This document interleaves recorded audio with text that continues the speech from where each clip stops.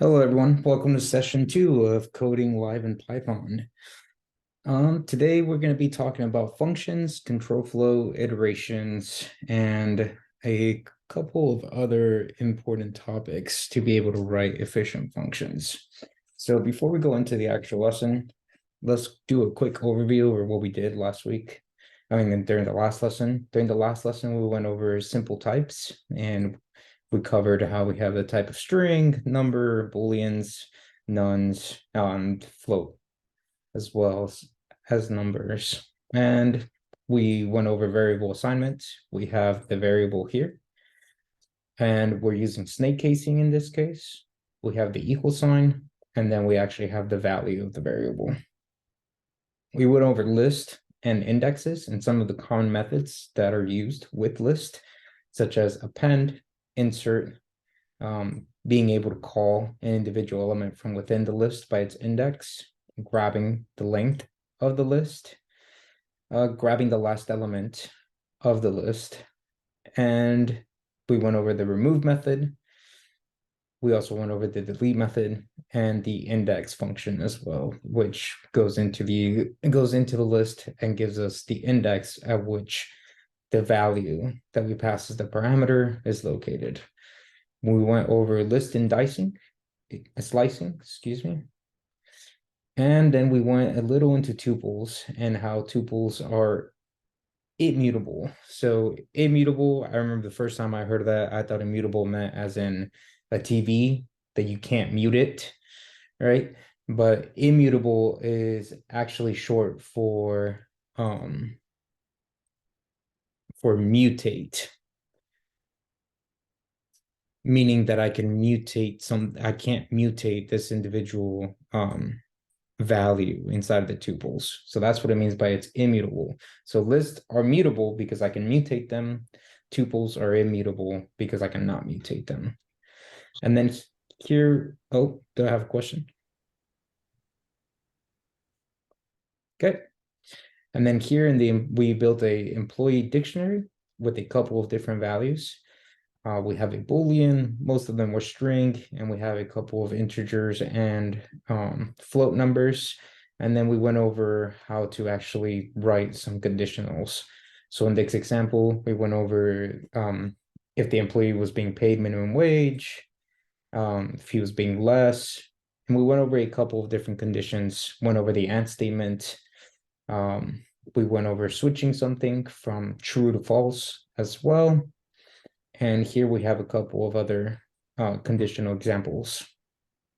All right, so that concludes our overview from last lesson. Does anyone have any questions about our overview? Perfect. Let's keep going then. In session 2, today we're going to learn about functions. So in functions are use case, reusable blocks of code that perform a specific set of instructions that you define or that are built into the language. Functions can be defined to accept 0 or more inputs, which are called parameters, and in most cases, output a return or a value. To define a new function, use the def keyword followed by the name of the function. When a return statement is encountered, the function exits immediately, returning the return value. So here we have an example. We have a function declaration here. We see the def keyword being used. The name of the function is name. We see that we pass parameter 1, parameter 2. It adds both of those parameters and then returns a value. We see the same function here. So let's see how we actually go about calling or invoking this function. So this is me defining it, saying what the function is actually going to do, but it's not actually doing anything in my code just yet. Now, once I actually call the function like I do here, I call the name of the function, and then in parentheses, I pass my first argument and second argument. So parameter 1, parameter 2, being 1 and 2. It takes in both of those, fills them in here. So it hits 1 plus 2, which gives me 3 as answer. And then when it returns answer, I get the value of 3 being returned to me from this function. Awesome. Does anyone have any questions about this?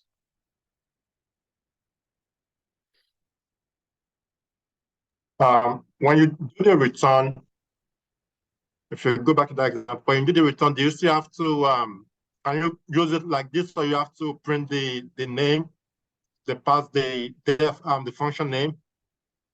That's correct. So this value being returned, it's doing just that. It's returning the value. But if I want, and then it's not printing it to my actual console or my terminal, or in our case, the shell. If I want to actually be able to see it in our shell, I have to wrap this function here by the print statement. And actually, this is a perfect opportunity to go and get some practice in. So we already have lesson 2 here. So let's work with lesson 2. So we have PDF name, and we have parameter 1, comma, parameter 2. And we had answer is equal to parameter 1 plus parameter 2. And now I want to return answer. All right. So now I can say to give me name 1, comma 2. And when I run this, I'm going to go ahead and change directory into my lessons folder. Now I can see lesson 2 in my actual shell, meaning that I can compile the code. And let me actually shorten this up so I could see it a little better. Perfect.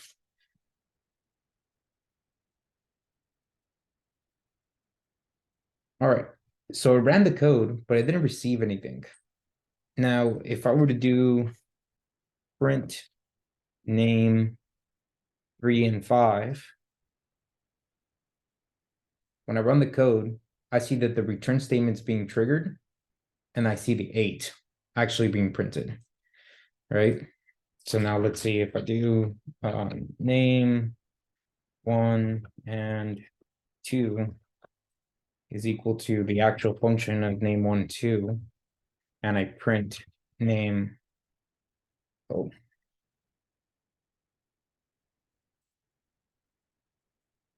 when I run this, we see 3 and 8. So it runs this function, returns the value of 3, and now name 1 and 2 is holding the value of 3.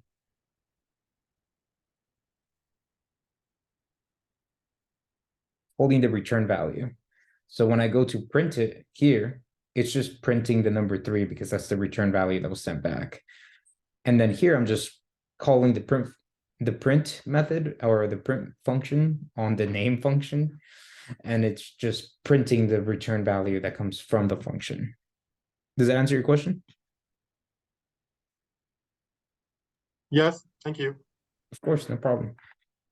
And then just to hit up on the rest of the points, we have answer is parameter 1, right?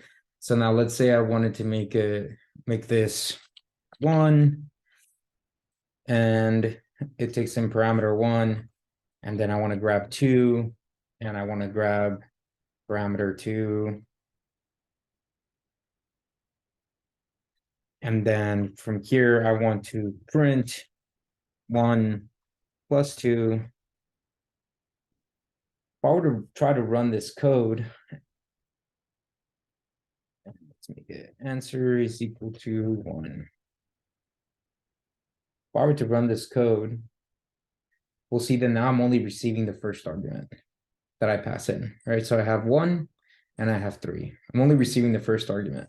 And that's because these 2 lines down here never happened. The only thing that happens is it works on these 2 lines of code, but as soon as it hits this return statement, it kills the function and gets out of the function. So these other 2 lines, they're never actually accessed nor used, and we'll never see them actually impacting our code. And that's what it means by it will exit immediately when you see a return statement. And then this should be answer. Okay. Perfect.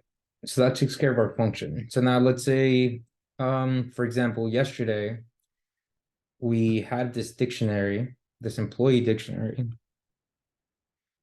And lesson 2, let's say that I wanted to check oh, I'm just going to delete this for the coworkers part. Let's say that I want to check that if I had multiple employees and I wanted to see how many of them were wearing a hat. So let's say I do two,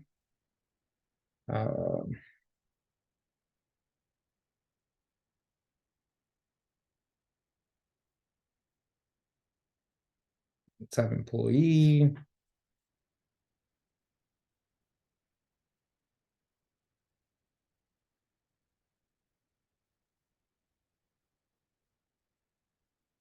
So now I could write a function that will guide me all the way to being to going into the hat, right? So if I go back to lesson 1, I know that we grab that logic to be able to check if he's wearing a hat here. So I'm just going to grab that real quick. Or actually, let's just do it again. All right. So I'm going to define the function is checking hat. And I know that this is going to take in an employee. So now what I'm going to say is I'm going to return, or actually, let's say, is wearing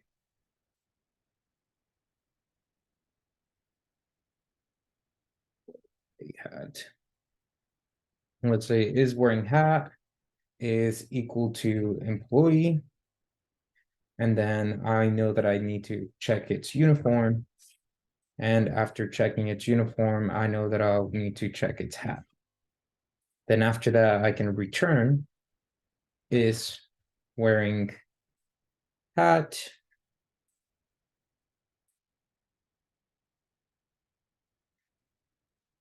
And now I can print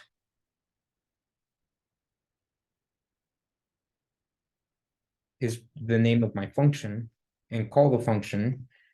And let's just say I want this one to be false. And I want this one to be none.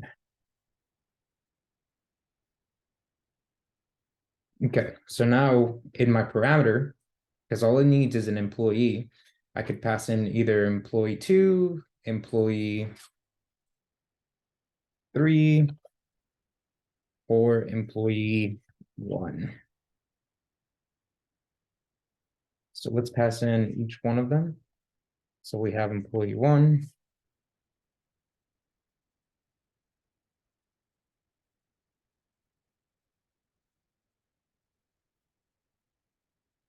Then we have 2.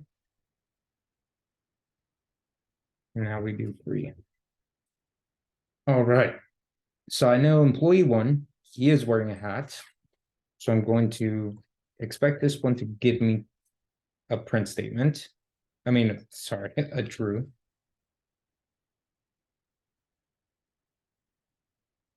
Employee 2 is not wearing a hat.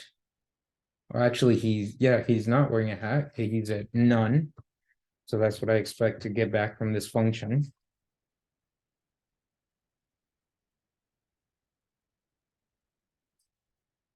And then the last one, I expect it to be false.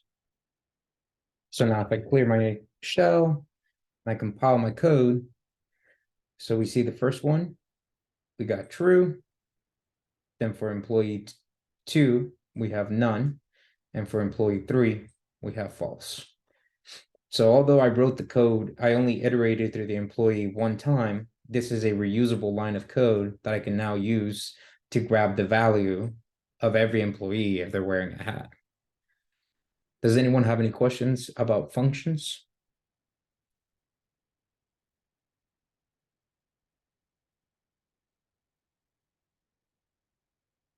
Okay, perfect. Let's move on.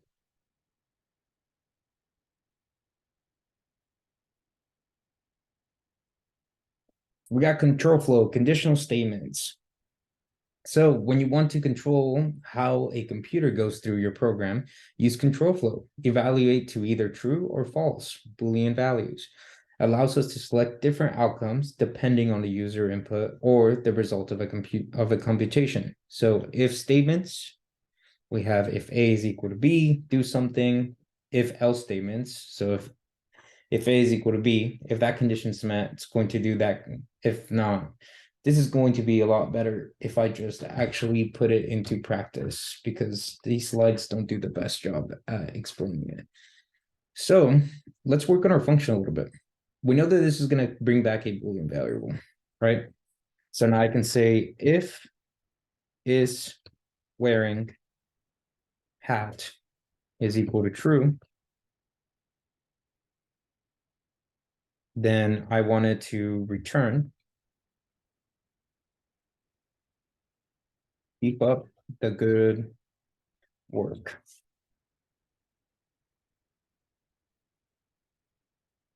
Elif is wearing hat is equal to false. I want to return please put on your hat before going back on the floor. Right, and then the only other behavior left over is our else statement, which is where hat would be none. And in that case, I wanted to say go go to the main office and pick up a hat. Okay, so now I have a condition where I'm gonna ask it if it's true. So this condition will be met. All right. Our first employee will see that it's true. And let me comment both of these out so that we can see that. So the condition will be met. I'll ask it, is wearing hat true, which it will be. So we got true here for the employee one wearing a hat. So true is equal to true. And in that case, I want it to return, keep up the good work. Okay, so now when I run this, we see keep up the good work being printed. In this case, I see is wearing a hat, and I'm talking about employee two.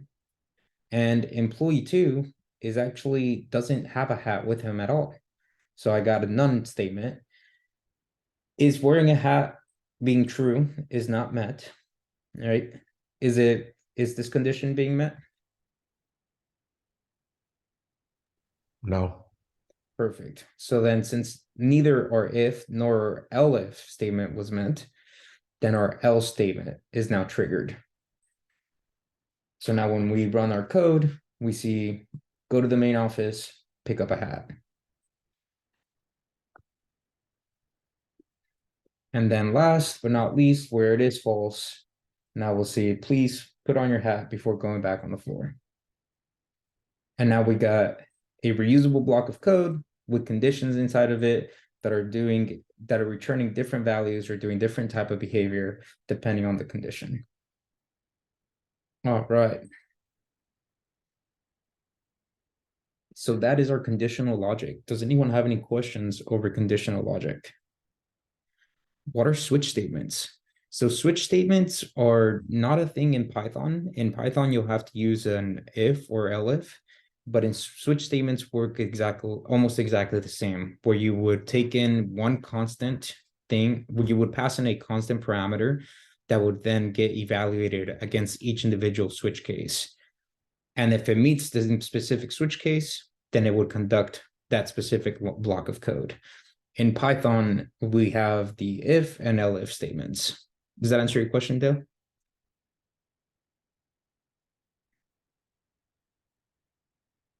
Perfect. All right, we got iteration. So now things start getting fun. So in iteration, now we have loops, and loops can execute a block of code a number of times as long as the condition is true. The block of code will continue to execute when the condition becomes false. The code after the end of the loop will be executed. So while format, we got the while loop where we put in the while condition. We put in a condition that it must not be met. And while that condition is not met, the logic will continue to repeat. So now we see this example where we got a is equal to 0. And I'm saying while a is less than 100, continue to print a is the letter of a, and then a is plus equals 1. So we'll go from 1, it'll start at 0 and then go all the way up to 99, but it won't hit 100 because here I'm specifically telling it less than 100. Then I got my for I in range, and in here, what I'm going to do is I'm telling it to go for a number or a variable, whatever I would like that variable to be, and it's just going to stand for a number in the range of C, and C also stands for a number. What is my limitation? And again, this will be exclusive. So we got our example here where it says for I in range 2, and what it's going to do is it's going to execute the first time because I will be 0, finish. It'll come back, go a second time when I is equal to 1, finish, and then when it hits 2, it now is exclusive, so this block of code will not happen again. And let's see. Okay, let's go into loops here real quick. Let's bring in our instructor list that we established yesterday.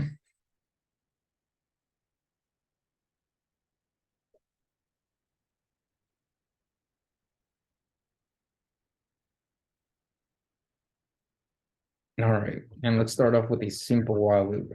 So we'll establish I, and we'll make that 10. And then I'll say, while I is greater than 10, I want you to print I, and I want I to minus equals 1. And then at the end of that code, I want it to print lift off. Okay, can anyone explain to me the behavior of this while loop and what we're going to see from blocks 59 down to 63? It's going to count down from 10 and Perfect. it's going to print each number and then finally give the message lift off. Awesome. So now when I compile the code, oh, hello, what just happened here? Let's see. I is equal to 10, while I is greater than 10. So I messed that up.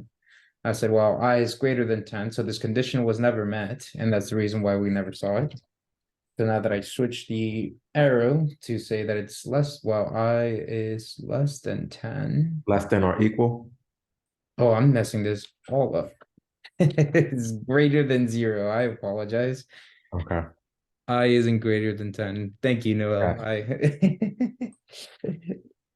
Yes. And now when I run it, now we see it. So we see 10, 9, 8, 7, and so on, all the way until it's 0. Once it's 0, this condition is no longer met. It gets out of the while loop, and we see lift off. Awesome. So the second to last line of code, the I minus equal 1, that's what's causing it to count down? Correct. Okay. So this minus equal 1 is the equivalent to I is equal to I minus 1. Okay. Awesome. Was there another question? Yeah, it's kind of similar because I've been used to seeing plus or equals to 1 there. So it's good to see, minus there. So it's counting down. Okay, awesome. Yeah, so this is what the minus equal stands for. It's just telling it that I'm going to take its original value and subtract 1. So another question. If you would have did it in that long format, I equals I minus 1, would Python had suggested a shorter line of code like what you did? No, it wouldn't have. So Python will allow you to do either or, but it's not going to make us adjust them for you. Okay. Awesome. So now we got this while loop, which works great. But let's say that I wanted the same behavior, but now instead of using a while loop, I want to use a for loop. So now in this for loop, I'm going to do for I, or let's say for number in range 10. And then I wanted to print number. And then after that, I wanted to print liftoff. So now this, what is this going to do? What do we expect to see here? So the ranges of numbers from 0 to 10. Right. So we'll see the ranges for number, but instead of seeing 0 to 10, because it's exclusive, we'll only see all the way until 9. Right. And sorry, I'm gonna go back to the first to the earlier question as well. Was 10 supposed to be part of, because it was like we're counting down, so it was 10 minus 1 supposed to like stop at 9. Is there any reason why 10 was included in the I equals 10 example? In this one? Yes. So in this one, 10 was included. Unless I missed it. I think But 10 was included, and I was thinking maybe it's supposed to be like 10 minus 1. let me check. Yeah, so it starts off with 10, and then it moves all the way down to 1 until it meets the condition of 0. And then that's when it's rocks out of the while loop and we see liftoff. So sorry if I'm messing this up, but I'm thinking it should be like 10 minus 1, then, counting down. Do you understand what I'm saying? No? So you're saying that this should be 9 instead of 10? Yeah, because it's saying 10 minus 1, so, or is that wrong? Is that logic wrong? Right. So it's not that the logic is wrong. You're right, because I am subtracting the 1. But what's happening is before I subtract 1 from the original value of I, I'm printing its original value. So if I were to move this print statement. Thank you. I think that makes sense now.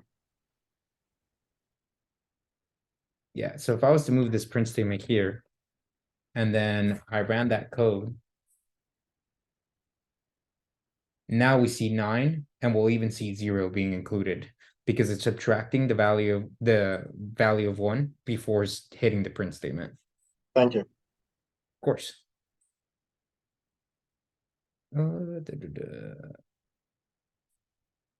Okay. So going back to our for loop, I'm going to spend a little bit of time on the for number in range because that's one of the most common ones that we'll actually be able to use. So when I run this, I see that it goes 0 to 9, but I don't want to start off at 0. Let's say I wanted to start off at 1 and go all the way to 10. So what I can do is range actually takes in 2 parameters. The starting, where I wanted to start. So now I wanted to start at 1, and then the ending. And since I wanted to go all the way to 10, I could explicitly tell it to go to 11. And now when I run this loop, let me clear it. We see that it starts off at 1, runs all the way to 10, and then hits liftoff. All right. So now let's say that I actually wanted it to count down. If I print, let me print range 1 to 11. So a big common mistake that I see is that people will use functions and understand the effect of a function, but will not understand the cause. So if I print range, okay, this should not have had behaved this way. So let's see if I turn it into a list. Okay. When I run this, we see that we have a list of 1 all the way to 10, right? And just like a built-in method of a list is the reverse. So I could just reverse this.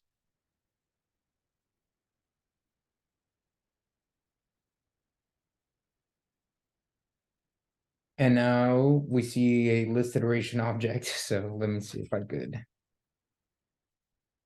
run it this way. Boom. Okay. So we see it's printing out weird, but I might be able to put all of this into a list. Sometimes you have to cast the types to actually be able to see it nice and clean. There you go. So now we see that I have the list and it's printing the reverse function of range 1 to 11. So range 111 is actually just creating a list of numbers that I can either reverse or cast into different types. All right. So just like we had before,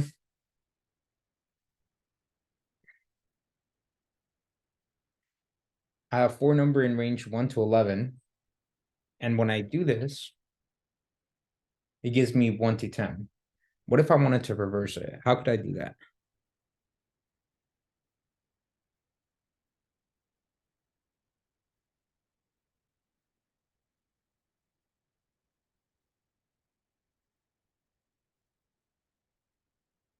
Reverse number or list reverse number, just like you did when you have the print statement.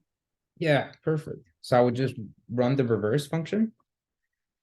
And when I run this, now I see 10, 9, 8, 7, and so on, right? So this is great. This works fantastic for something simple that I'm doing with math. But now let's say that I wanted to do something with list of instructors. All right. So go ahead. Is there a question? No, sorry. I should have Okay. turned you know. No, no problem at all. So now this, I'm gonna give you guys a chance to kind of guide me through how I would create this code. All right. So I want to iterate through the list of instructors and print hello and the number and the instructor name. So we just went over being able to do while loops and being able to do for loops. And we know that each one of these spots inside of the list is just called an index, and they can be referenced by a number starting at 0, 1, 2, and 3. So now let's take this problem. And if I just want to do the first thing, which is just be able to see each individual instructor every time the list goes through, how could I do it if I was using a while loop?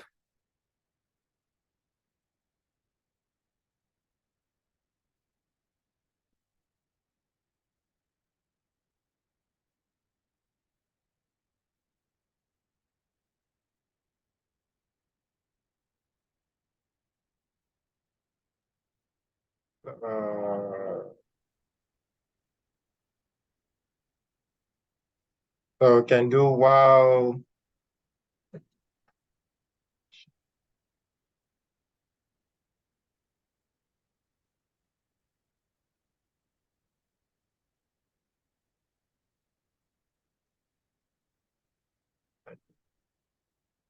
Someone's Could you typing go on off it. of Is this a key?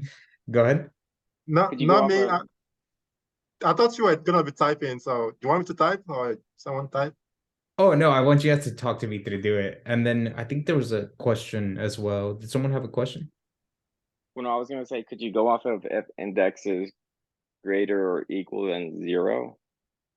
Okay, so perfect. So let's say, so I guess first we'll start off with index, right? And you said index is 0. And in my conditional, I want to check that index is less than something in here. So if I'm iterating through the list, right? Can I get the length of the list as a number to be able to compare it? Yes, by using len. Perfect. So I could use len and then list of instructors. And then let's say for now, I just print index, right?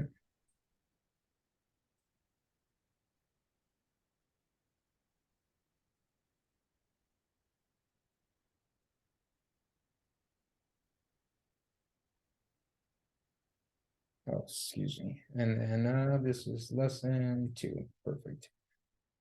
Ooh. So we see that I'm stuck in an infinite loop. Does anyone know why? You have to increase the index. Perfect. So now I'm gonna go ahead and How increase. did you get out? How did you close the index? The loop. You click on the shell and then press Control C, and that's both for Macs and Windows. Control C. Yes. What does that do? It stops the infinite loop or whatever operation that's currently going on in the shell. It will kill Okay. it. Okay. Perfect. Okay, so now I go ahead and I add, so plus or equals 1. And now when I compile my code, we'll see I have 0, 1, 2, and 3. Perfect. So let me bring that down here.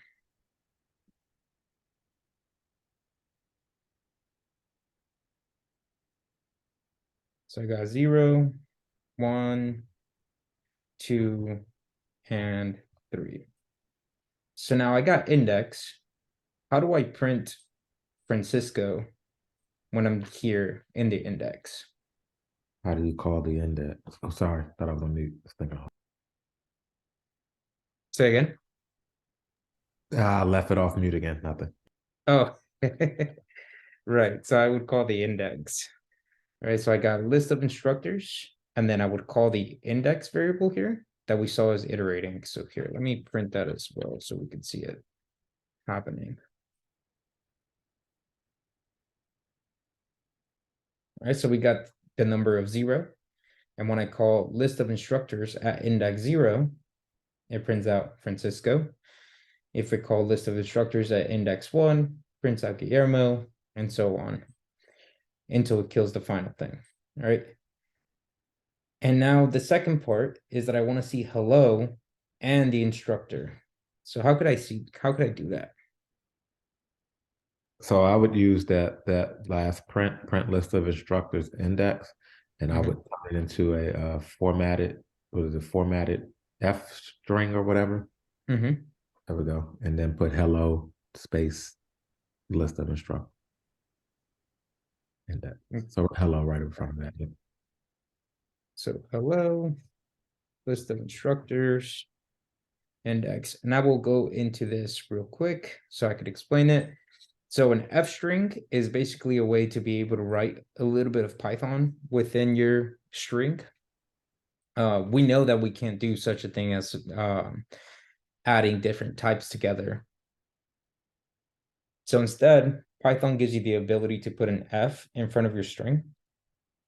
And then you could place inside of this string, inside of curly brackets, a variable name or just Python logic, such as if I wanted to do 1 plus 3, and I close it, then I'll see 4 at the end of it, right?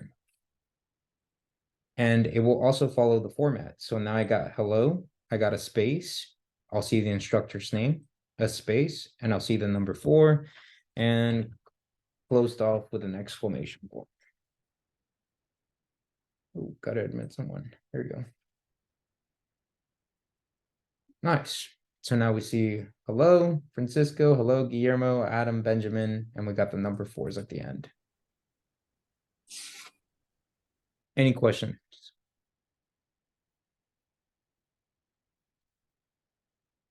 So if you wanna pick a specific instructor, all you gotta do is put in the square bracket after index and put the number.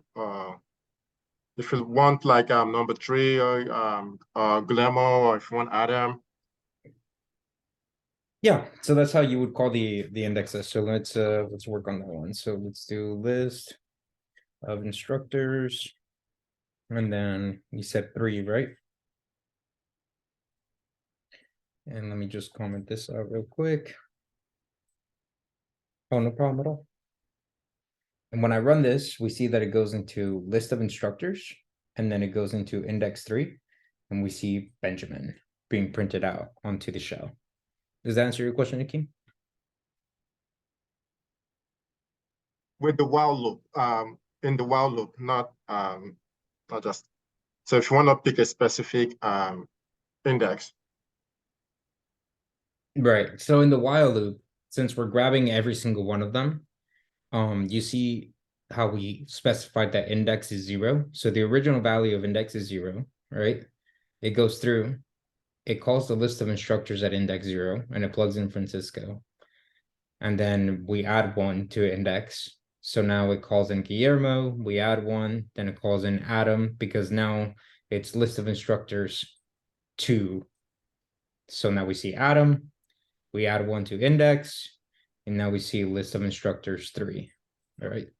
So if I run this, we printed index as well so that we could see it. We got 0. So again, it says hello, goes to the list of instructors, grabs whatever is at the 0 index, and now I see hello Francisco. And then it adds 1 to index. It's still less than the length of the list of instructors. So now it prints the number 1, and then it calls hello, list of instructors, and then whatever is that number 1, which is Guillermo. Is that better, Kim? Yeah, so yeah, I kind of grabbed this concept, but if you want maybe on line 81, if you want to pick, let's say, index 1 or 2, is that possible to just pick just one person out of those loops? Yes, just instead of calling the variable that's changing, I could just manually put in the index that I want, right? You So messed if I up just, your parenthesis, the square bracket. got you. Thank you, appreciate it.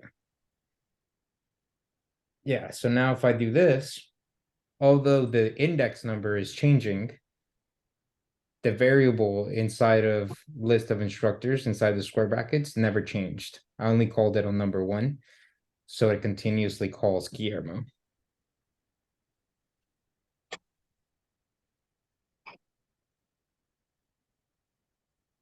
Huh. Thank you. Of course, no problem. And yes, Guillermo, everything will be added to the YouTube channel afterwards. Yes, all videos will be added to YouTube. No problem at all. Okay, awesome. So now we got this done. And now we did it with a while loop going through the list of instructors. Now, knowing what we know, how do I do it with a for loop? Still the same problem, but now I got a for loop that I want to do it with.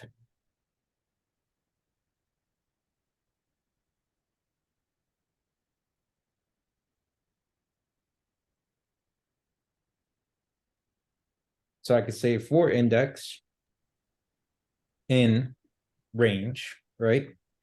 And we know that range goes up to a specific number. So here I used len list of instructors as my stopping point, and I'm going to use the same thing when I call range.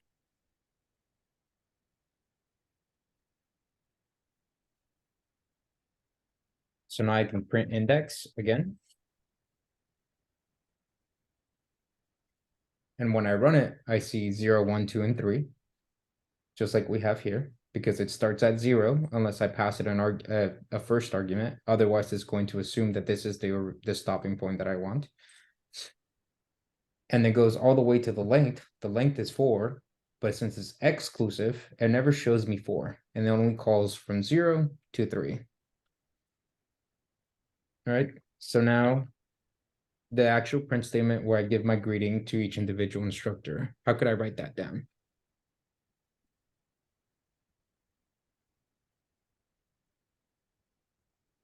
Same way, the F, Mm-hmm. then LO,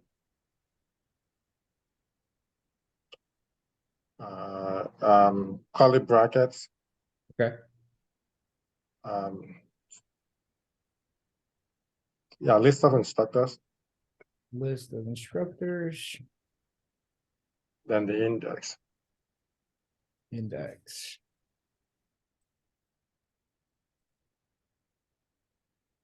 Okay. And just like before, we see the index being printed 0, 1, 2, and 3. And then we see each one of the instructors being printed. Awesome. So now that takes care of our for loop.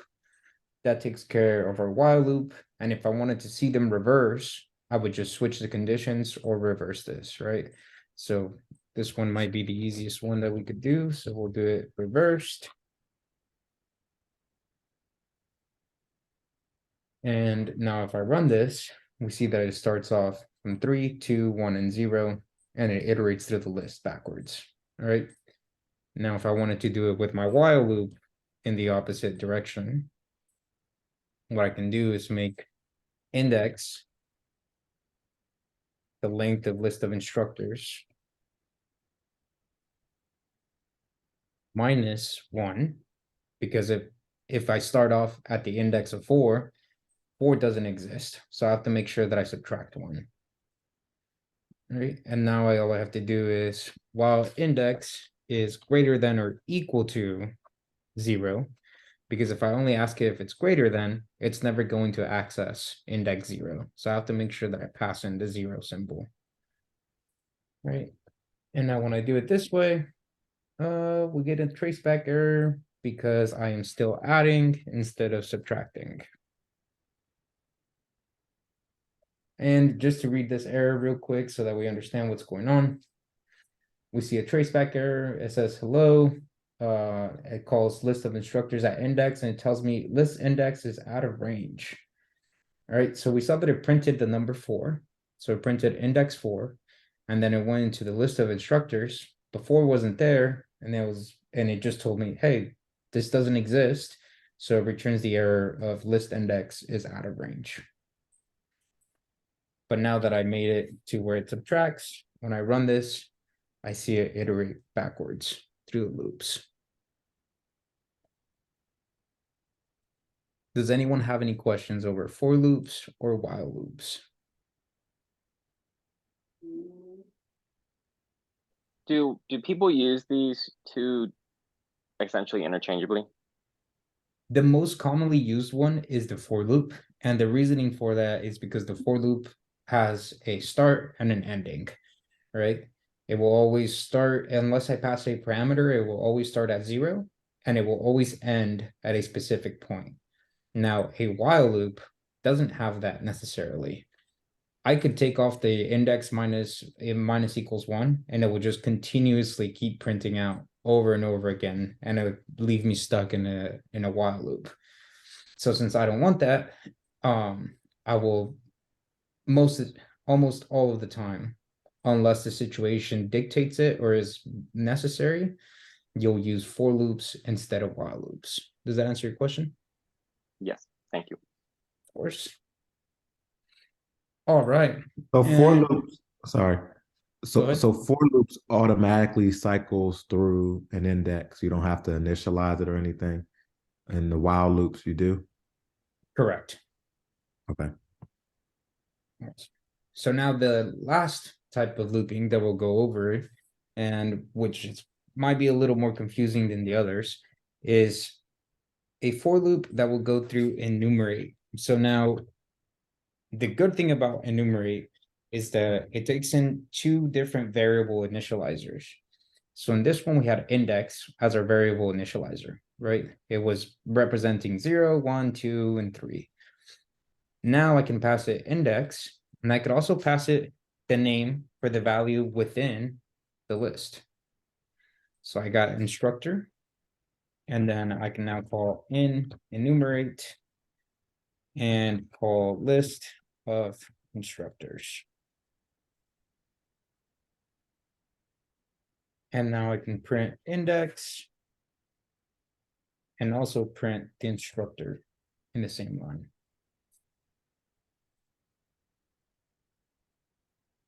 So now we see when it prints 0, 1, 2, and 3, and it prints out Francisco, Guillermo, Adam, and Benjamin. So it's essentially doing list of instructors at the index that I pass into it, but it's doing it for me so that I can automatically have both the index and the corresponding value for that index inside of the list. Does anyone have any questions over enumerate, the for I in range? Oh, what is the enumerate doing? I'm echoing. Yeah, so enumerate, sorry, I think you have a hot mic and you're echoing. Okay, perfect. So enumerate is actually going into the list, and when it goes into the list, it's grabbing both the index and the value located at that index. So now we see the index being printed being 0, and then the value at index 0 within the list being Francisco. and it goes on. Once it starts adding, it works kind of like range. It's going to go for the length of list of instructors. So for every element that's inside of list of instructors, it's going to continuously conduct whatever actions I pass in the body of the for loop. Does that answer your question? Yes. Awesome. Okay, so let's grab, or actually we don't need to grab it. We're going to turn this into a list.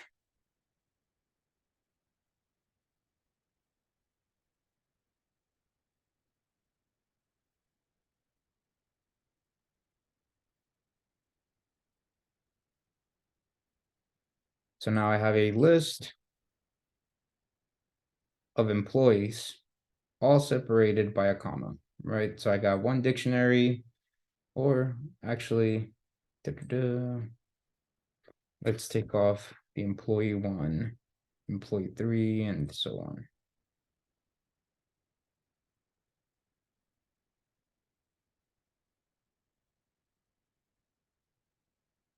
Okay, so now we see that I have employees, and let me give these different names. Let's see who we got. We got Alexis. Who else we got? We got Tyrone. Let's go with that. Okay, so we got Alexis, we got Tyrone, and we got Raul. Right, and each one of them have their own individual values. And we also have this function of is wearing a hat. So earlier, I conducted a print statement for each one of these dictionaries by calling it by its variable. Now that it's in a list, I can loop through the list of dictionaries and call this function. Does anyone have any ideas about how I could construct that? And we could take it one step at a time. So first, can you guys tell me how I can print each individual dictionary inside of the list? And let's actually give this a name. So list of employees.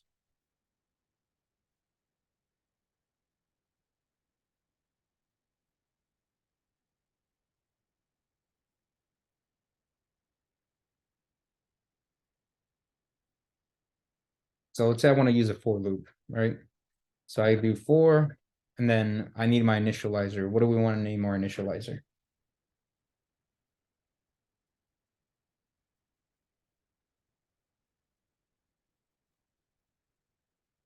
Dictionary. Okay, let's go with dict. Let's go with employee for now.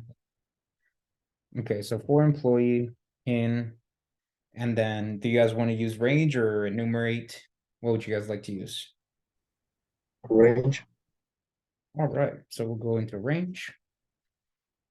And now how do I get, my argument for range needs to be a number, and that number needs to represent the length of list of employees.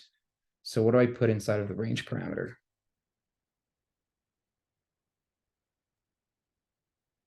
You just put Maybe- LEN, right? Yeah, so len list of employees. Okay, and for now, let's just print employee.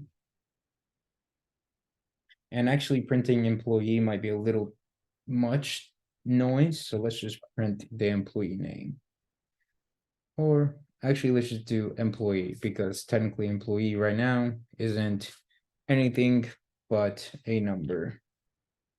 So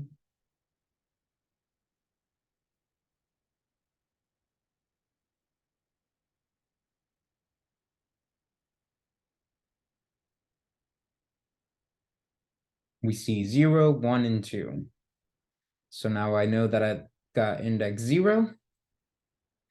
I have index 1. And I have index 2. Awesome. So now I want to grab the name from each one of these dictionaries. How could I do that?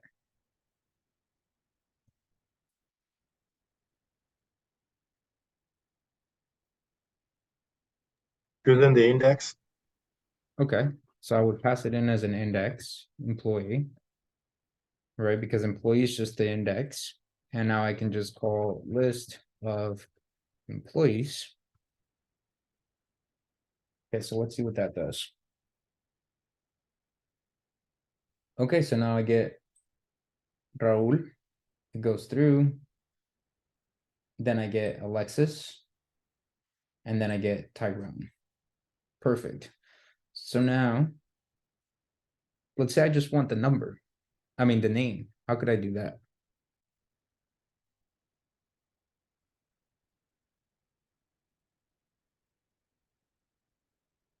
So I have this dictionary and I have this key pair and this key value pair. How could I get the value from this key value pair?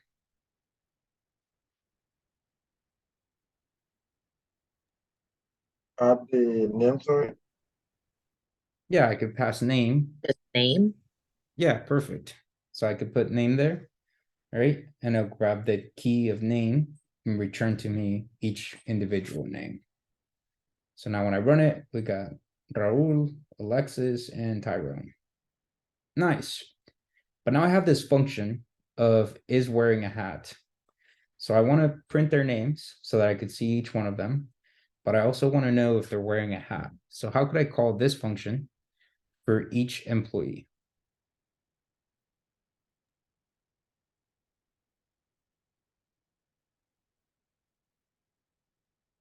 You would put the function in the for loop, right?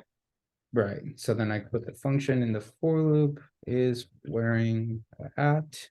And then why do I have to put the print statement again?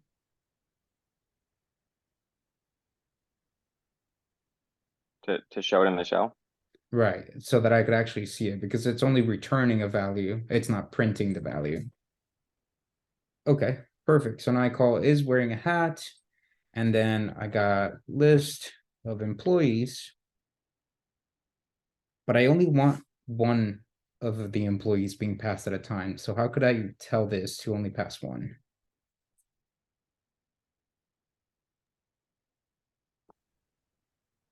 All right, we did it up here. So what would go in here? Maybe the Sure. value instead of the key.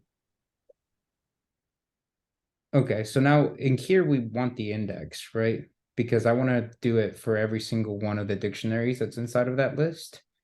So I'm going to call each individual index as it's growing. So I'll call employee. All right, so now when I run this, we see Raul. Raul does not have a hat. So now it goes into the for loop, it goes into the list of employees, goes to index 0 because employee is 0. So let me print employee as well.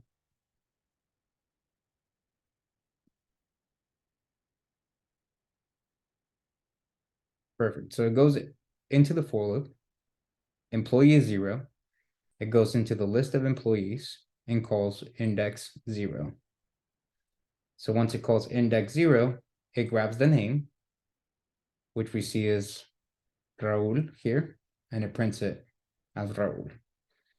We also know that Raul has none for a hat. So now it goes into the function and it passes the employee. When it passes the employee inside of the function, we go into the employee dictionary. We grab uniform, just like we see here. And then after that, it goes into hat, as we see it here. All right. So since Raul is none, it is not true. So this condition isn't met. It goes into our else if statement. And we see that it's also not false. So the condition isn't met. So it defaults to our else statement and tells Raul to go to the main office and pick up a hat. Then we see Alexis is false. So it tells her to put on, it tells it to put on your hat before going back on the floor. And then we see Tyrone is saying, keep up the good work. And that is how we would use a for loop and a function within a for loop. All right. So now at this point, instead of me having to write all of this for each individual dictionary inside of the list, I could just write the function one time and then write a for loop so that the behavior happens to every dictionary. That was a lot to take in, and I know we moved kind of fast during the course. So please, does anyone have any questions about this?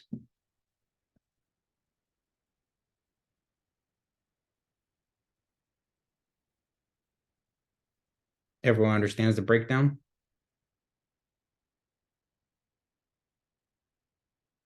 Okay, great. If there are no questions, then I'm going to go ahead and pause the recording, and then let's take a 10-minute break and come back at 7:12. I'll stay here on camera in case anyone has any questions. See you guys in 10 minutes. All right, welcome back, everyone. We just finished covering loops and functions within loops. So now let's carry on with our class. So we got other kinds of loops. Oh, Akeem, do you have a question? No. Awesome. So now we got a for in for dictionaries and for of, and that's for list. So now in dictionary, we got for key indict, goes through each individual dictionary, and then we got for item, and then it iterates through the actual item. So let's demonstrate those real quick. So we got our list of employees here, and let's bring down one of these dictionaries as well.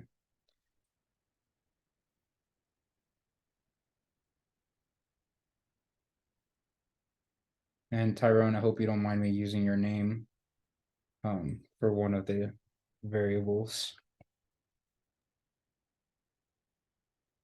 $5 a week publishing.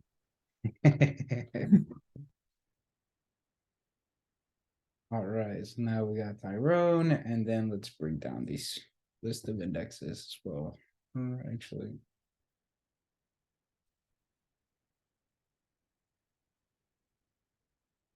all right, so let's practice our for in our dictionary first. So let's say for key in Tyrone, and let's just print key.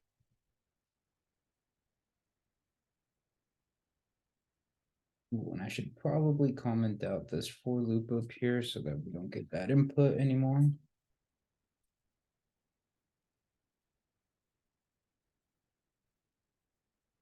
Okay, perfect. So we're saying for key in Tyrone, print out the key. So it gives us name, title, the starting year, the salary, and the uniform. So now what if I wanted to get the value of that key? Well, I could just print Tyrone. Oh, we got somebody coming in. All right, I could just print Tyrone at the key. And let's make this a little more clear. Got key separated by a comma, and then we got value.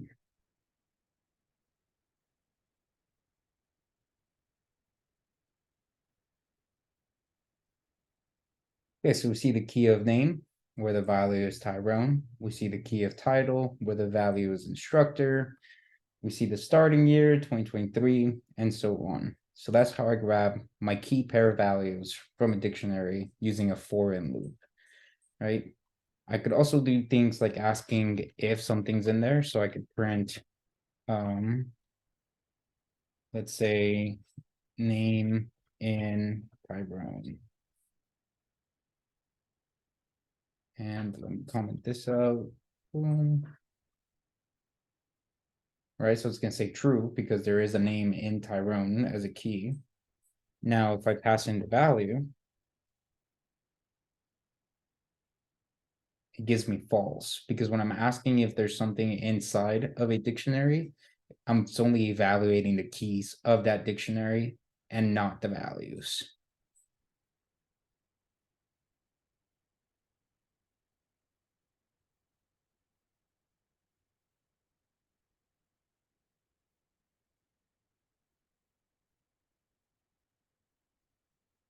Okay, Perfect. So that takes care of our dictionary. And now let's look at our list. So now let's do for instructor and list of instructors. And let's just print instructor.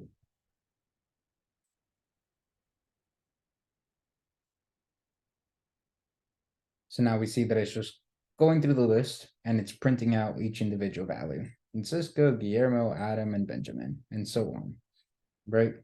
But the weird thing about this is that, so there's some benefits to one or the other. So let's say we have this for loop as well. So let's say for instructor, let's go index.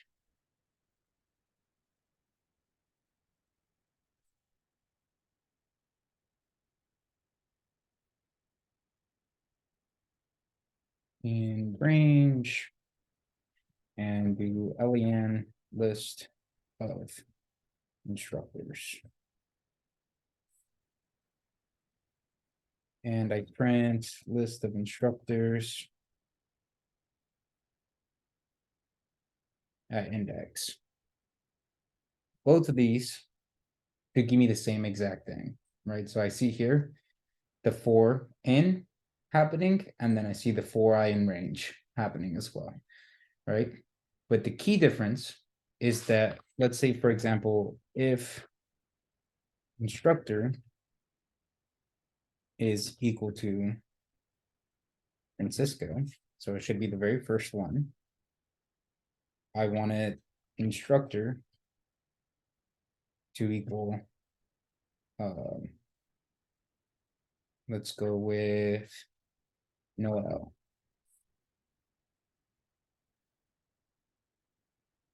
And then I want to print list of instructors.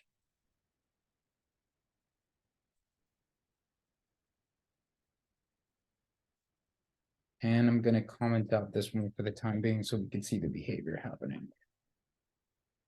So now when I run this, it gives me an error. And it says on line 20, if instructor is equal to friend. Oh, hello. That was my fault. There you go. Gotta do that double. There you go. So if instructor is equal to Francisco, then I want it to be Noel, right? And it prints the instructor as Noel here.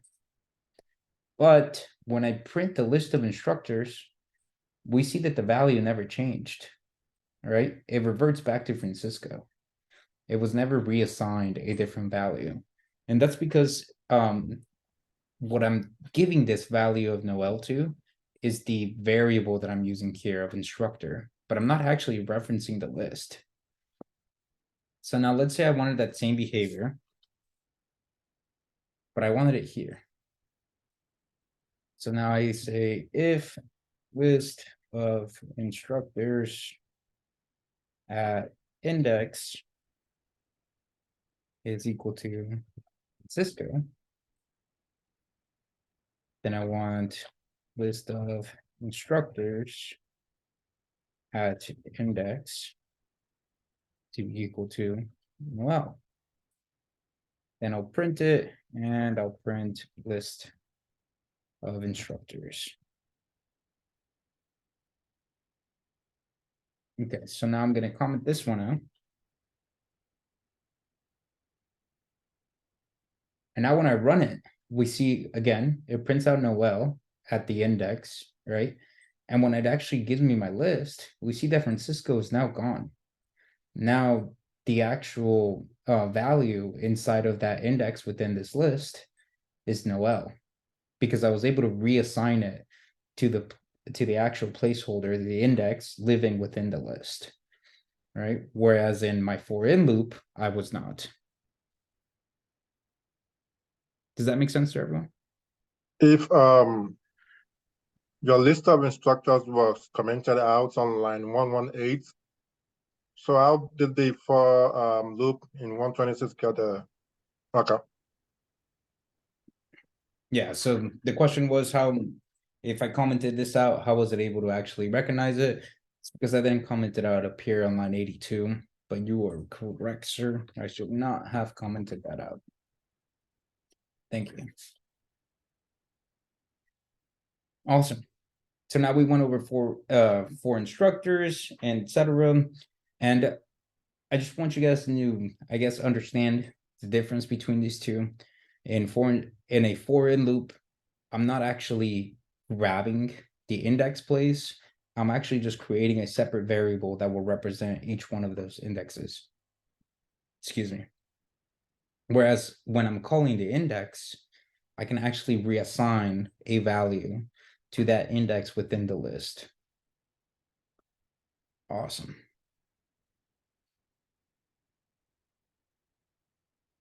So now we got built-in methods. All right, so there are common actions that we perform on specific data types, and most languages have built-in methods, functions that allow us to perform these actions. So we see the state, then I got this state.upper, Illinois, we got GPA. If I wanted to round the GPA to the second decimal point, I can now round it using the round method. And then we got the append, which we've already gone over. All right, so now we got different methods and things that we could do. So let's just move over and try to practice them on our own. This file is pretty extensive. So let's create a different file. Let's go with touch lesson 2 and methods.py. Okay. So now I got lesson 2 and methods.py. And let's start with a list of names. And let's go with the usual. We got Francisco. Let's use people in the class this time. We got Alexis. We got Guillermo. We got Keem. Who else do we have? We got Erica. All right. So that should be more than enough. All right, so we got list of names. Let's say we got a string, or I guess we could maybe name it something representative. Living state. And let's make that, just make it lowercase California. Okay, and the last one, let's go with some float numbers. So as we said before, GPA, let's go with 3.75, and we give it a bunch of integers. Okay, so we got the list. Let's go over a couple of list methods.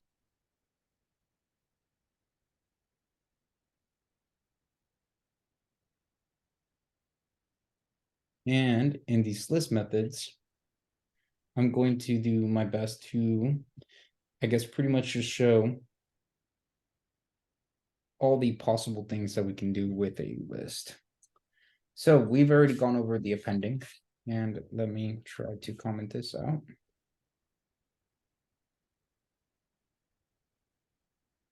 So now let's say list of names, append, and let's add Seki. Okay, so we append Seki. We know that we can remove something. So let's say list of names dot remove, and then let's remove Francisco from there. And let's say that we wanted to turn this all into one string, right? Say I do string of instructors, and I want that to be joined.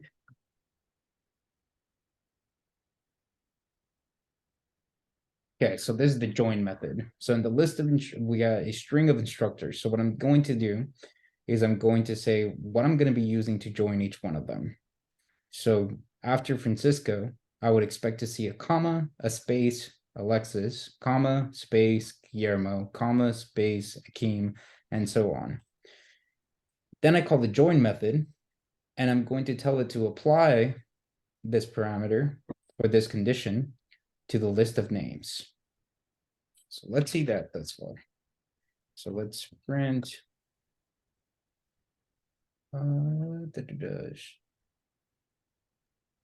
instructors. Let's make that name.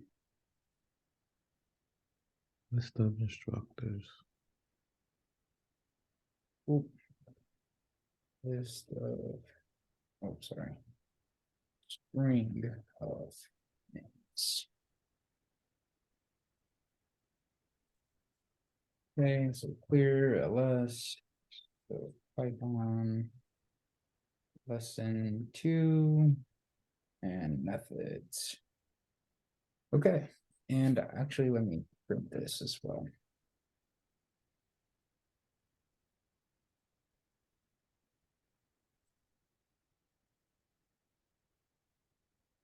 And one more time, one more print statement so that we could visualize it all the way.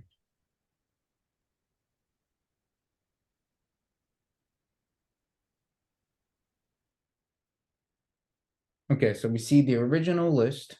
We got Francisco, Alexis, Guillermo, Akeem, and Erica. Then to this list, I appended Seki. So now we see Seki at the end of it. And then I removed Francisco. And now Francisco is gone. And that's the current state of our list. We got Alexis, Guillermo, Akeem, Erica, and Seki. And now when I go to print it, if I go print list of name, I call string of names. So I bring in the parameter that I wanted, and we see there comma, space, and then the join list of names, right? Let's say I didn't want anything in between them. I could just take away that entire argument.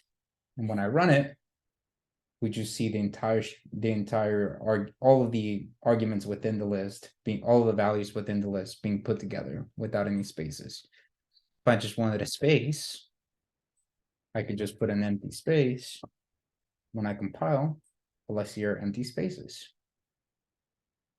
So join enters the index items into the parameter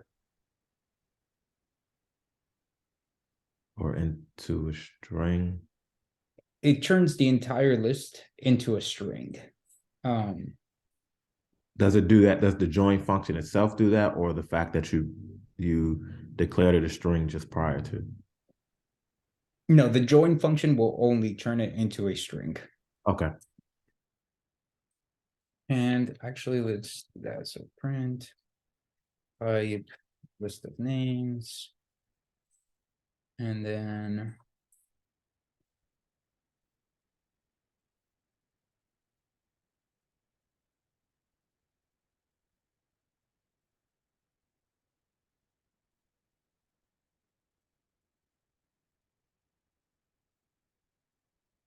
right, so we got the original list, we remove and append, and then we're gonna print the type, we'll print the list as it is after removing and appending. Then I printed the type is a list. I turn it into a string using the join, and also notice that I'm assigning it to a variable, right? So I can still access the list. List of names.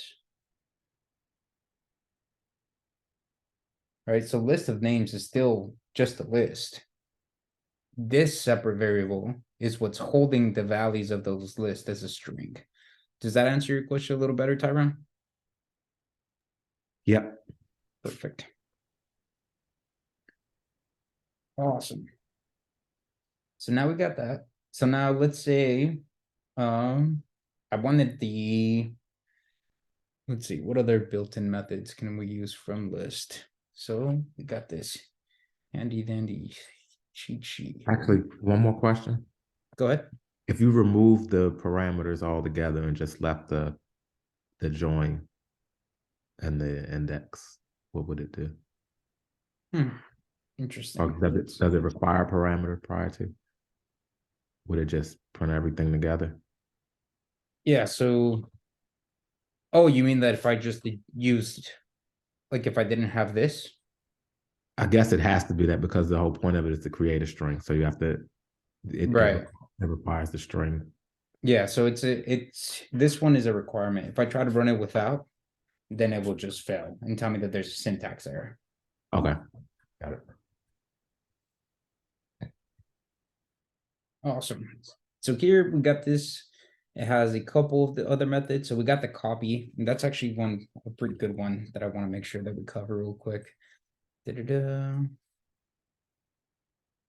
Let's say I do list of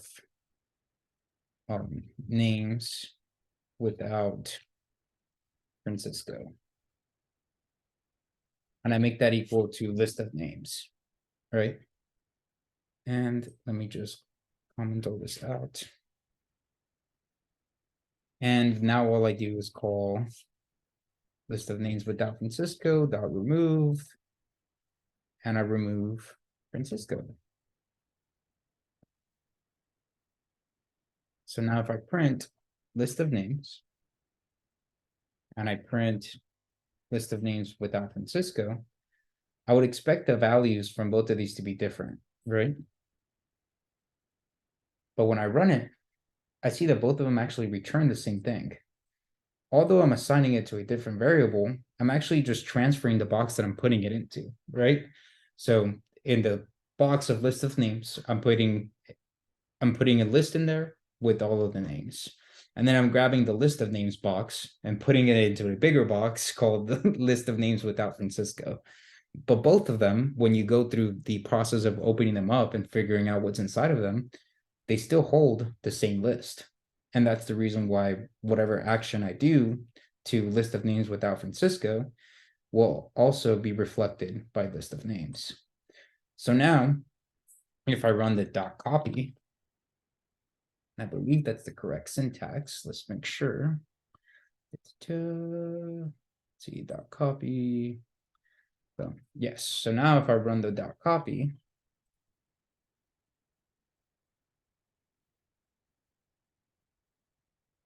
now we see that they're different, right? We got a list of names and it still has Francisco in there. And then we got a list of names without Francisco, where Francisco has been removed. But because I used a copy, I'm quite literally making a copy of the list and placing them inside two separate boxes within my program. Does that make sense to everyone?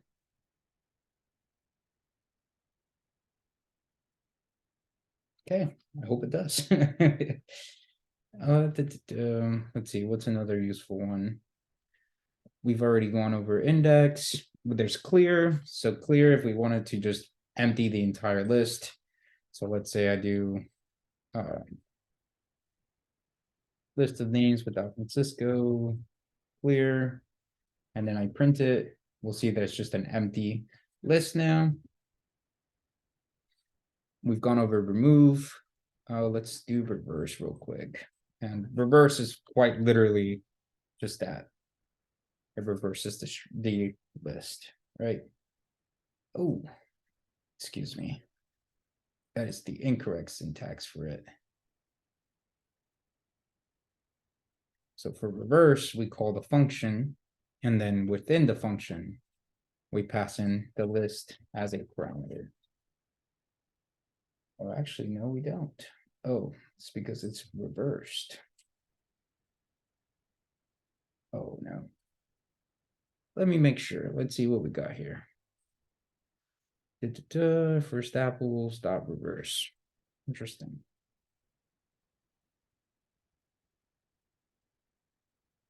More than likely returns a variable. So it might need list of us. So let's say list of names reversed and make that equal to list of names dot reverse.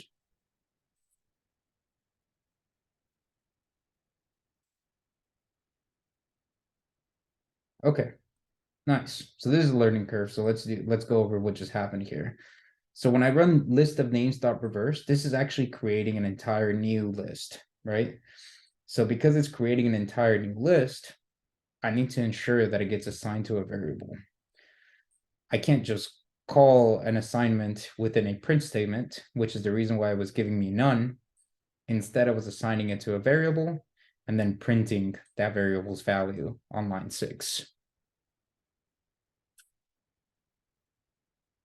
Okay. let's see. And then the dot count, which is, we got dot count and dot sort, which are awesome things to go over real quick. So let's make an entire new list so that we don't continue messing with this. So let's go with list of numbers. Or actually, here. Yes, so list of numbers. And in this list of numbers, I got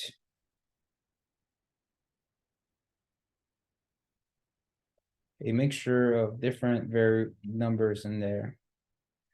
All right. And let's say that I wanted to find out, let's say that I wanted to find out how many times 4 is inside of that list. So I could say print list of numbers dot count, and then pass in the number 4. Right, so I can manually go through and see that there's 1, 2, 3, 4, and this should return 4 when I run it. Okay, so now we see 4 there. If you put nothing, if you put nothing in there, would it just count all the contents and do like a length or something? If I put nothing in there? Yeah, instead of count 4, if you just put, no, not that. Yeah. Let's see what that does. I believe we're going to get a broken syntax, but let's try it out. Yep. Okay. So broken syntax, it takes in exactly one argument and 0 we're given. Okay. Right, so now if I wanted to check how many times 63 was in there, I can also erase this and check. So 63 only appears inside of count 1 time. Awesome. So now, let's say that I wanted to sort this. All right, so let's say list of numbers dot sort. And print list of numbers. And I can't remember if this one's constructive or destructive. So let's check it out. Okay, so it's constructive. Constructive meaning that it automatically reassigns that variable's value, right? So we see here how it wasn't sorted. When I ran the dot sort, it will automatically tell list of numbers that now it is equal to the same array, but in a sorted format.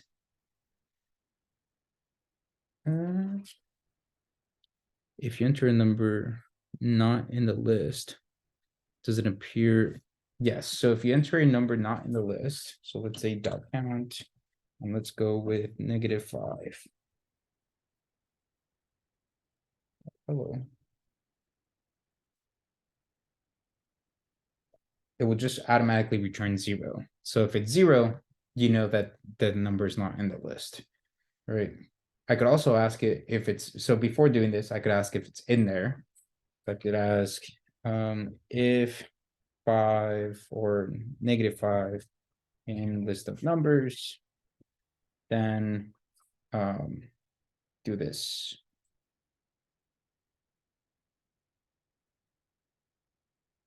All right, but because -5 is not in list of numbers, it's not going to do it. But if I make it 63, and then it goes into 63, it will compile and return to me the instance. All right. No problem at all. And then, so there's another thing where we want to make sure that we know what each built-in method is doing. When I'm asking if the value is inside of a list, or I'm running this count is quite literally running through the for loop. It's running through a for loop and seeing if any one of these is equal to the parameter that you sent in. And if it is, then it starts creating a counter and it just adds it every time it finds something that's equal, right? But it's still running a for loop. Although it's inside one line, it's still running a for loop. Same thing as in. When I ask it if something is in list of numbers, it's still running a for loop to try to find if this value is actually inside of the list. Okay, awesome. So now we just covered list. Let's go. Okay, perfect. Let's go into our string.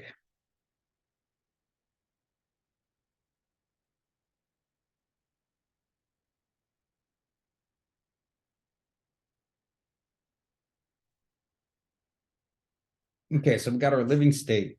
So now let's say I wanted to print living state dot title. We see how it just capitalized the very first letter automatically. So it automatically adds it for me. If I go living California is where I live, and I run this, it's just going to capitalize the first letter of every word. All right, and let's take a look at other methods that we could have. So we have strings here. Okay, so we have capitalized. The case fold, which converts it all into lowercase. We got center, which is center is more for formatting string as you're printing it. So that's a good one to demonstrate. So let's say I have this. Right, and now I want to center it.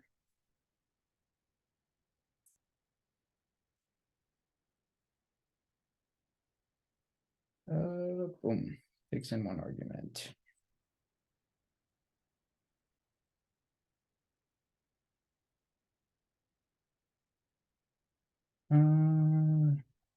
Let's take a look at that one. Oh, I see. So living state. Then we're going to want to call the method by putting a period. And then let's say 5. So it's going to have the dead spaces here. And what will be a good way of depicting this? Let's see, F string, nope.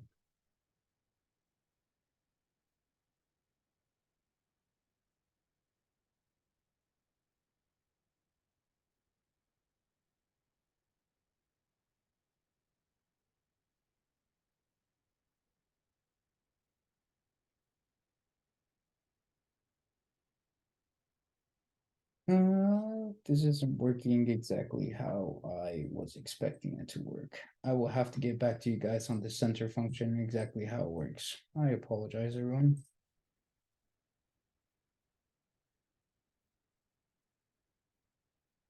Okay, so let's continue down the line. We got case fold. Let's see. We got find, which searches the string and returns a specified value. So again, let's say I wanted to do print living state dot find, and then I want to find is in there.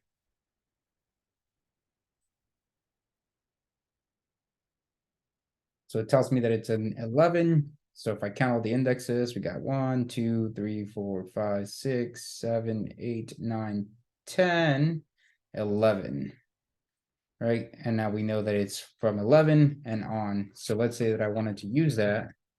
So now I could do from living state, and I could splice the string, right? And I could do from living state dot find is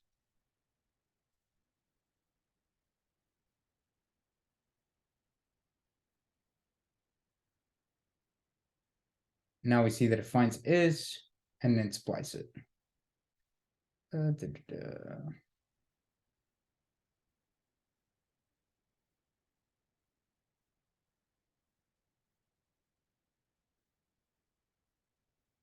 So it returns 11, grabs the index of 11, and we see that that's I. Perfect. So now what else we got? Specify value in the string. Oh, is alpha or is alnum? That one always comes in handy. So now let's say that I want 5.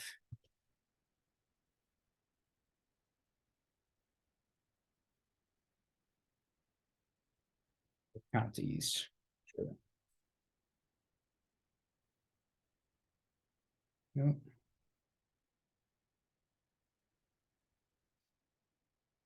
And now let's say I want to print let's do a for loop. So for I in range of alien living state. And I want if living state I, or I guess I'll just do IDX for index.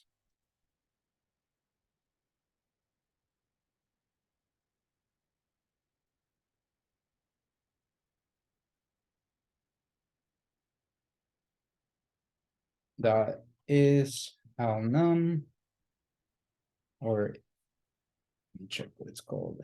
I believe it's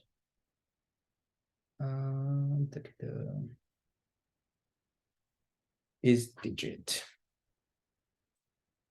So is digit,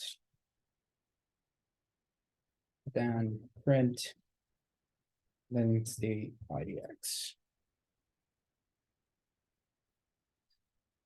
So what this did was it went through each individual letter inside of my string. It identified that 5 could be turned into a digit. And because 5 could be turned into a digit, it printed out the digit of 5. All right. Let's see. We could check if it's lowercase or if it's uppercase.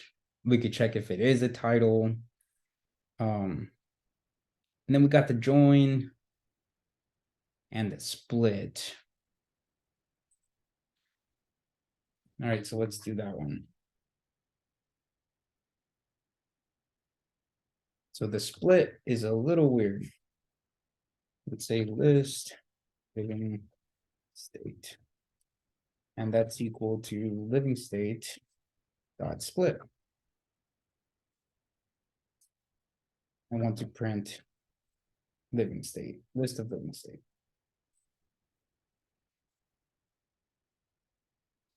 So now we see that it turned it into a list, but it automatically only did it at the spaces and the spaces only, right? If I pass in just an empty set of string, it's going to give me an invalid syntax because it's telling me that split doesn't have that functionality. But what I can do as an alternative is I can call it into a list.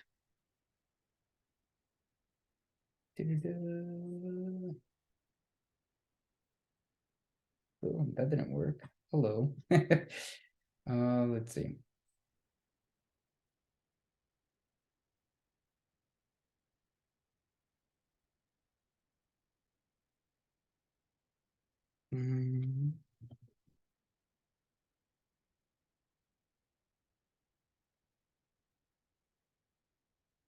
Get each individual character into a list.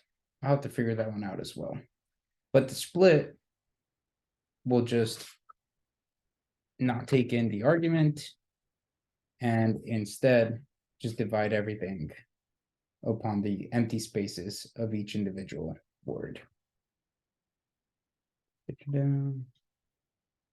Swap case, that one's a good one. So let's say that I actually had this with different values in there.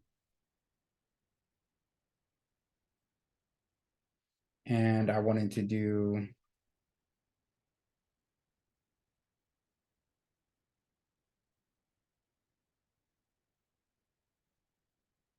the swap case function.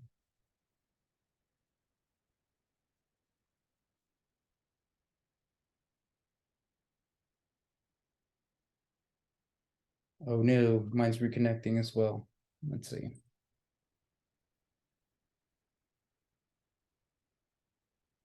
Let's just give it the good old refresh.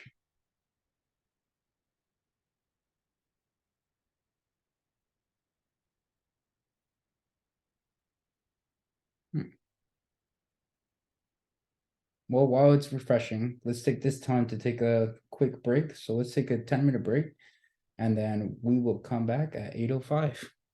Thanks, everyone. I'll see you at 8:05. Okay. All right, welcome back, everyone. We got Replit working again. So let's go quickly into our integer variables before it decides to stop one more time. So now let's go here and go into numbers.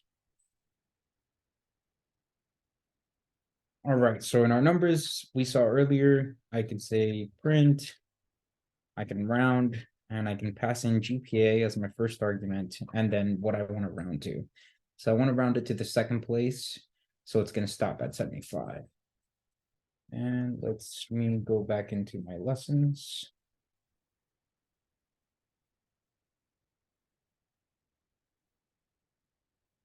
All right, so there we see 3.75 as a rounded value, right?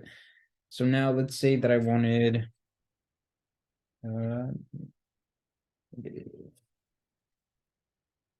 number, and I make this a -16. I can now use abs, I believe that's the correct syntax, negative value. And when I run it, it returns +16. And ab stands for absolute value, right? And then most of our number methods will actually be great whenever I'm doing it with a list of numbers. So let me bring that in real quick.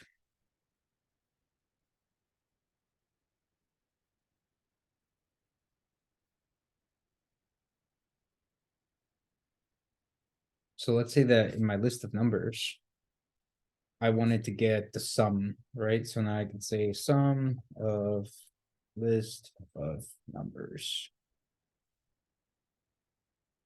And I could say list of numbers dot sum. And then I could print sum of list of numbers. And when I run this, I'm gonna get a traceback error. This object has no attribute sum. Boom.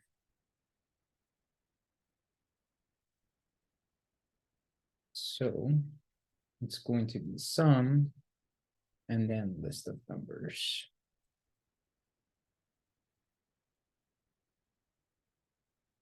Oh no, it's freezing on me again. Come back. All right.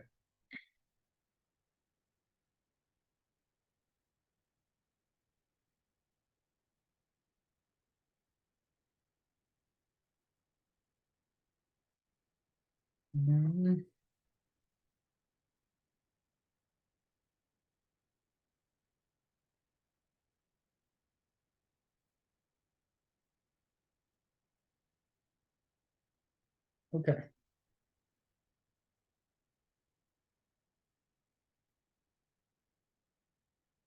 So bring that in, list of numbers. And then again, I want to change into my lessons.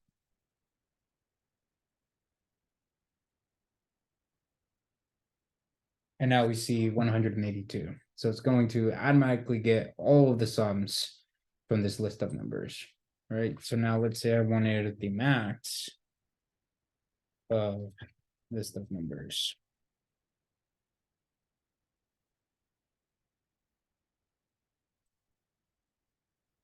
Then I can run max. And we see there we have 63. And I believe there's one called, let's see.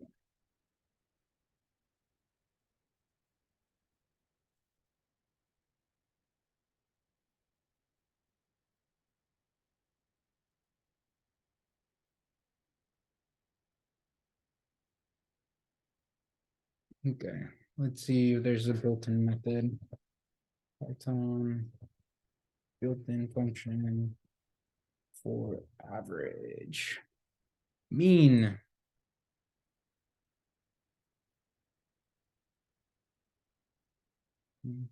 Hmm.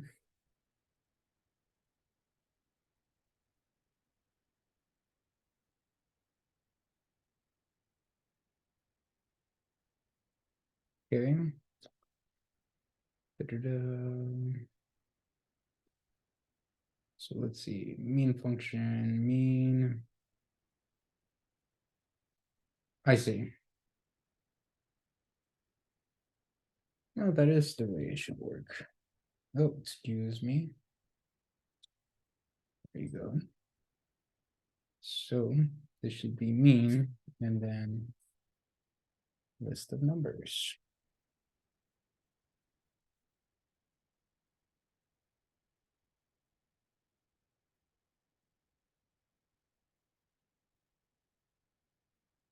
So let's see what's going on here.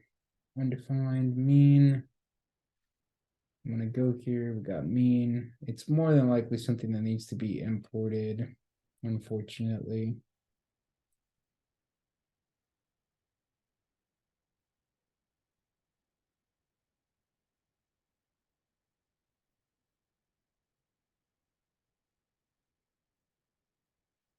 Yeah, so I don't want to get too far into things that you can do, but I can technically grab this stick, import.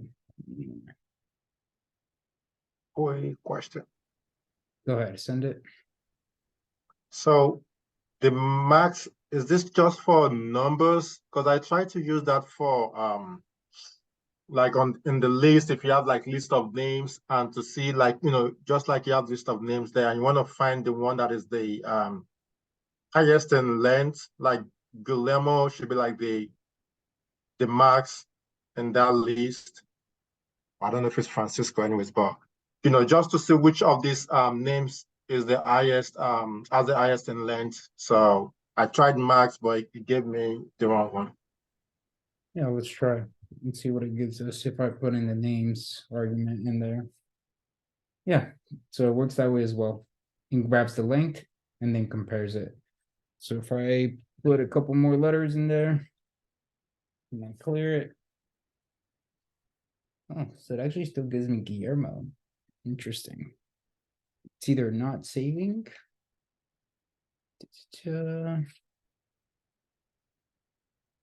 Yeah, so it looks like when it deals with string, it works off a different order and not by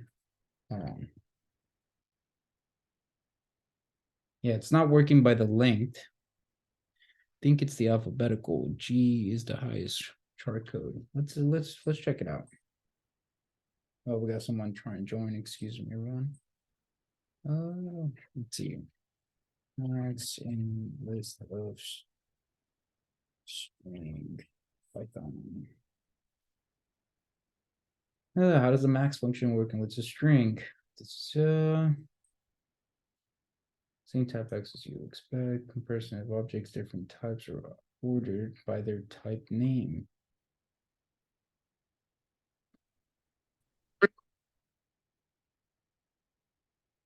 So it looks like it compares them by type and not by the actual value of their name.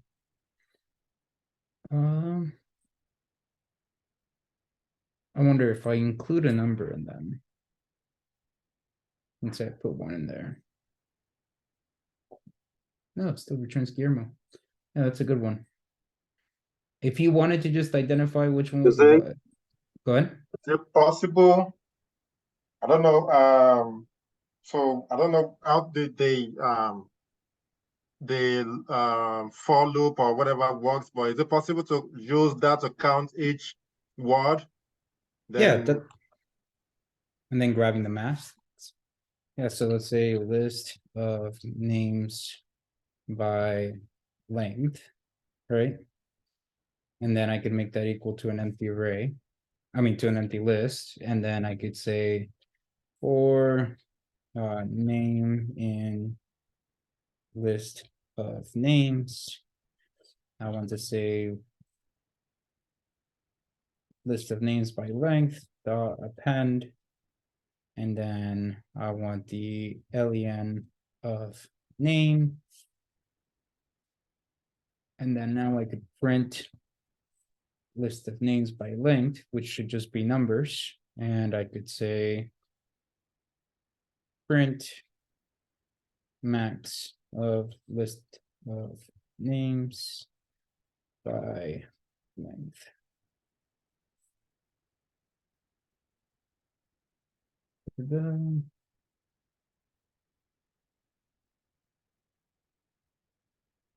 you have Say again. gotcha. I'm sorry. Okay. Right. So it's gonna, so if it goes in, we create an empty list, right? In this empty list that has 0 values, we do a for name in list of names. So then I'm gonna tell the list of names by length to append the length of each individual name. So it grabs 10, 6, 9, 5, and 5. And then after that, I can then run the max function to return it. Does that answer your question, Akeem? Yep. Perfect. Thank you. Of course, no problem at all. All right, and we're gonna save up dictionaries for our next lesson because we're starting to run a little low on time. So now let's just talk about problem solving. In problem solving, so we have how to think like a programmer. So understand what the problem is asking. How many inputs are required? What data types? What's the expected output? And what data type? Given examples of the inputs and expected output. Do I need any other variables? Break down the problem into a smaller problem. And do I need to use iterations and or control flow? Run your code often, write one line section of code, then execute it. And debugging is a very important skill. Read and understand the traceback error. And then it has the Google there. So there's this little, I guess, GIF by Albert with Albert Einstein in it. It says, I'm not that smart, I'm just better at Googling. So let's actually do an example together. And we are going to bring in our sheets of the challenges that we have for today.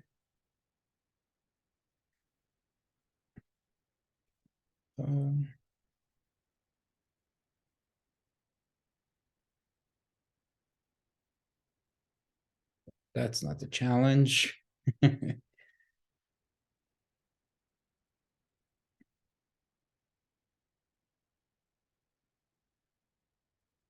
Okay, so it takes me to the first and last name challenge with Python. When you guys click on that link that's in your challenges folder, this is where it will take you. Once it takes you here, you'll click on fork. You could name it something else if you'd like, or you could keep the same name. You'll just fork the replet. The replet will then take a while to fork. Mine has a number 1 because I forked this before. Okay, great. So now it says write a function that takes in the following parameters: first name, last name, and returns a single string of a full name. So just like the presentation said, think about the parameters that we could take in, right? So let's take a look at that. So how many inputs are required and what data types are they? So we need 2 inputs, a first name and a last name. We know that because the problem tells us that. And what data types are they?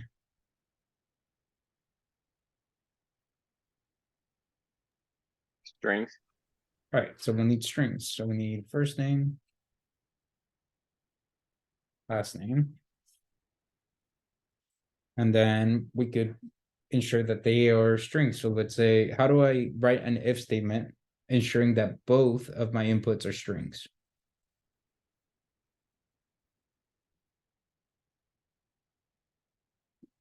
Check the type.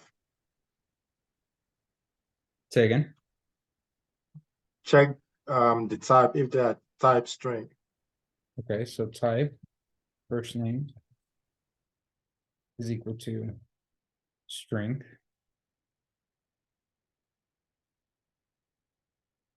Oh,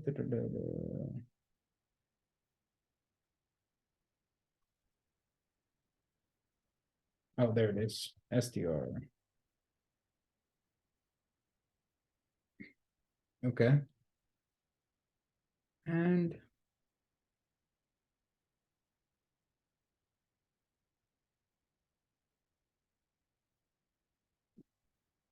okay, and what's the second condition?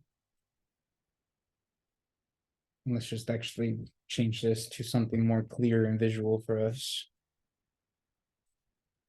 Okay, and then the second condition is I want to check the type of last name is also a type string, right? Oh, what just happened there? Okay. So now if both first name and last name are string types, what is it that I wanted to do? So now I confirmed that I have both of my parameters and I made sure that both of them are strings. But now they're supposed to return one single string with the first and last name being included. So how do I do that? They're supposed to return what? Could you say that again? They're supposed to return both first name and last name. Right. So we see here we have the first name and the last name, but they're separated, right? We wanted to return one string of first and last name.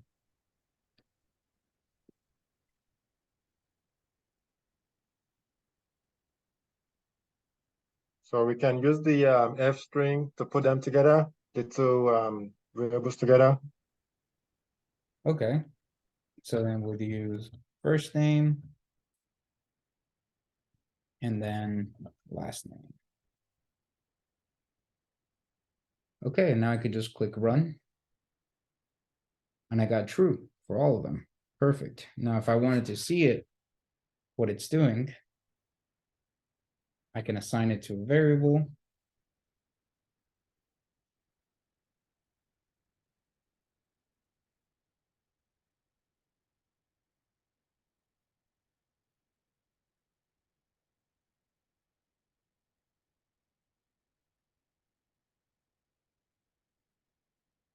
And now we see my actual answer, and we see that my statements are coming back true. And you guys just completed your first challenge. Does anyone have any questions over what we have covered today and how to copy your challenges, fork them, and do a challenge? The question is kind of vague. It's a little. Okay. 1 second. Let me just think over it again. Okay, sounds good. While you think, I'm going to start assigning breakout rooms to everyone. So that we can break up into breakout rooms. And I'm actually going to pause the recording and then we'll pick it back up for closing statements.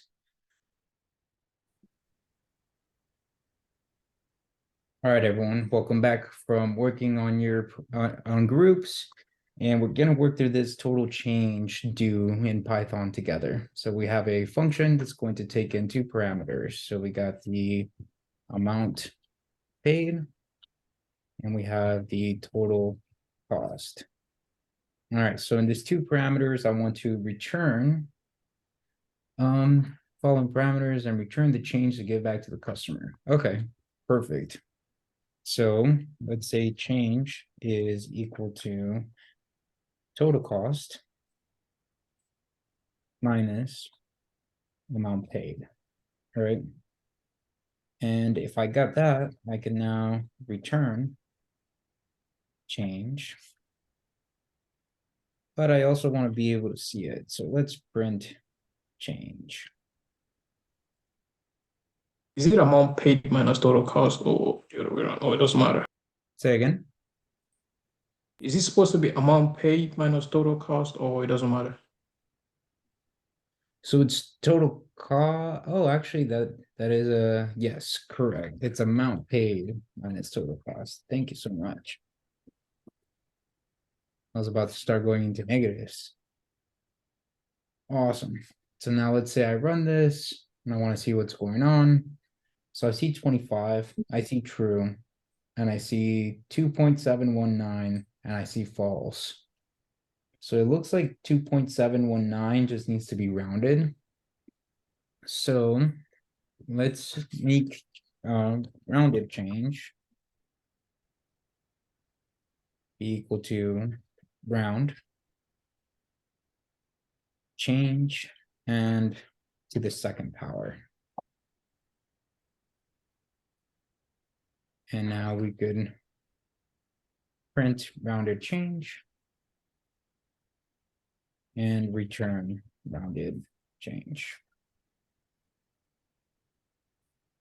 And now if I press play, okay, we see 25 and it's true. Awesome. So now I want to write a couple of if statements. right? Because what if the total cost is higher than the amount paid? Well, in that case, I would want to return,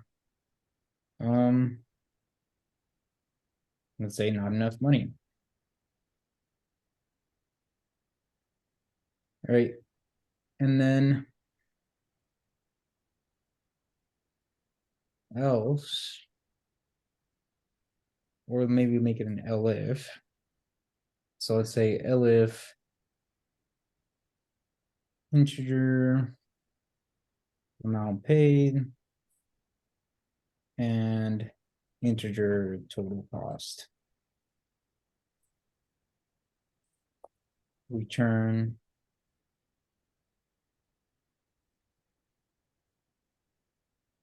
or actually, how could I do this one? Let's see. Break even, they're equal to each other. That's true. So let's say elif type amount paid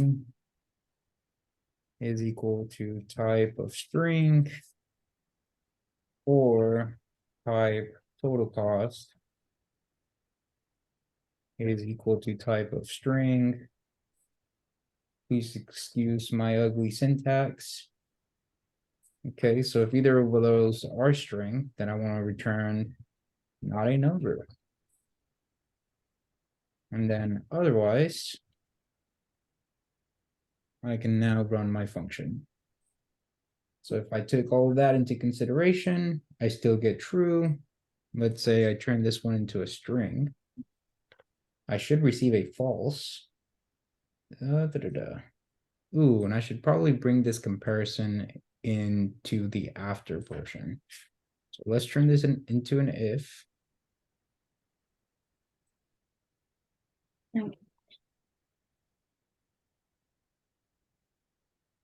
Go ahead. Oh, I'm sorry, I didn't. Oh no, you're okay. I All thought right. I muted myself. Yeah, no problem at all. All right, so now I see false. So let's say that I just wanted to print this and I didn't want to see if it was a true or false. Okay, so I see not a number, right? Which is what we expected. It's not a number, so it shouldn't be working the comparison. So now let's say that I do 50 and 75 and I run the console, then I get not enough money.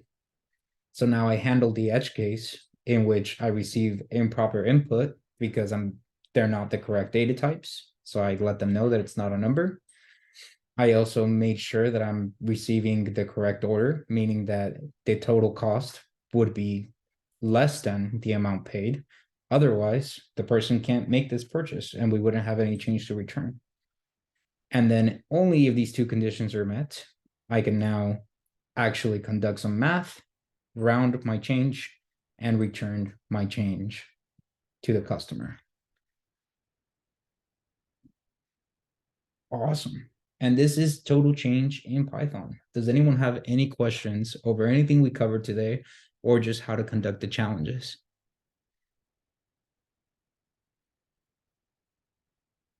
Okay, great. Thanks everyone for being here. I'm going to stop the recording and I'll stick around for 5 more minutes in case anyone has any questions. Thank you so much.